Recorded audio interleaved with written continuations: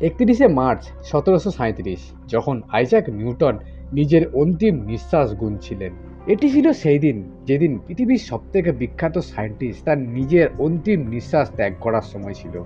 কিন্তু অবাক করা বিষয় হলো, তিনি তার অন্তিম সময়ে পৃথিবী কবে ধ্বংস হবে সেই বিষয়ে কাজ করছিলেন। এবং তিনি তার অন্তিম নিঃশ্বাসের সময় একটি চিঠিতে লিখেছিলেন যে পৃথিবী 2060 সালে ধ্বংস হবে। 2060 সালে। কিন্তু স্যার আইজ্যাক নিউটন এই সালটি পেলেন তো পেলেন কোথায়? আর যদি পেয়েও থাকেন তাহলে 2060 সালই কেন? অন্য কোনো সাল নয় কেন? পৃথিবী ধ্বংস কবে হবে? এই প্রশ্নের উত্তর জানতে আগ্রহ রয়েছে অনেকেরই। অনেক ধর্মগ্রন্থ কিংবা বৈজ্ঞানিক গবেষণা প্রকাশ্যে এনেছে বহু সময়কাল ধরে।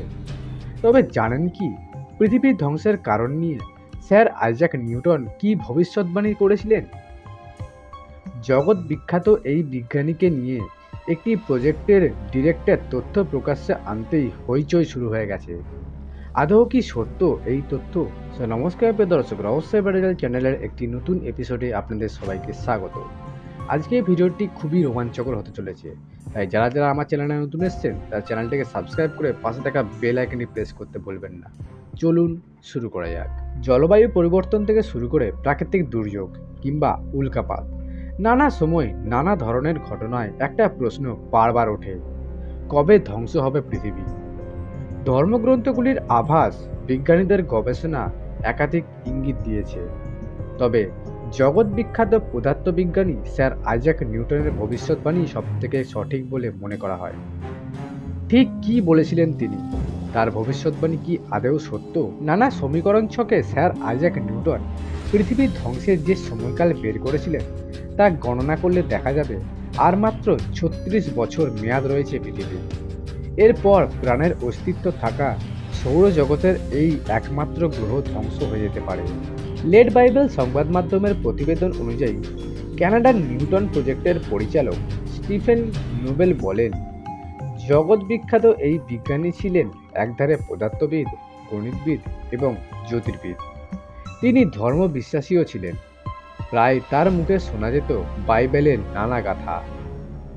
নিজের একটি ব্লগে স্টিফেন নোবেল লেখেন, স্যার আইজ্যাক নিউটন ঈশ্বরে বিশ্বাস করতেন।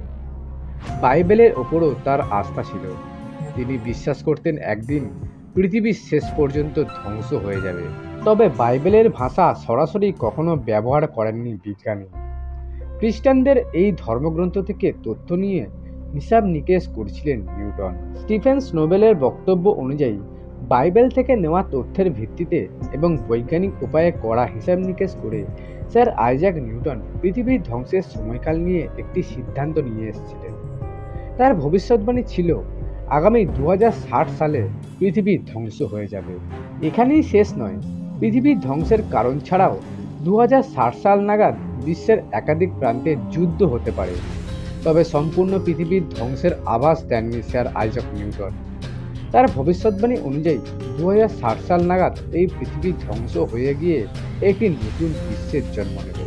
নিউটন প্রজেক্টের ডাইরেক্টরের আরও দাবি, নিজের ভবিষ্যৎবাণীতে একাধিক বাইবেলের তথ্য যুক্ত করেছিলেন sir Isaac Newton.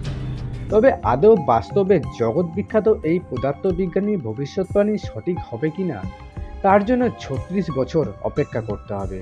Sir Isaac নিউটনের এই তথ্য নিয়ে দ্বিমত রয়েছে বৈজ্ঞানিক মহলে। উইকিপিডিয়ার মতে 1704 সালে জগৎ বিখ্যাত এই একটি পাণ্ডুলিপি লিখেছিলেন, যা কখনো প্রকাশিত হয়নি। সেখানে তিনি 2060 সালের কথা উল্লেখ করলেও তবে সেটিকে পৃথিবীর ধ্বংসের সময়কাল হিসেবে বলেননি।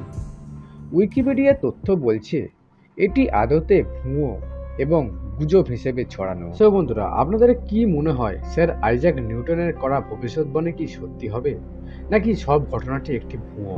সেটি আমাকে কমেন্ট বক্সে অবশ্যই জানাবেন। আর ভবিষ্যতে এই রকমই ভিডিও পেতে আমার চ্যানেলটিকে সাবস্ক্রাইব করতে ভুলে যাও না। দেখা হবে পরের ভিডিওতে। ততক্ষণ পর্যন্ত ভালো থাকুন, সুস্থ থাকুন। জয় হিন্দ।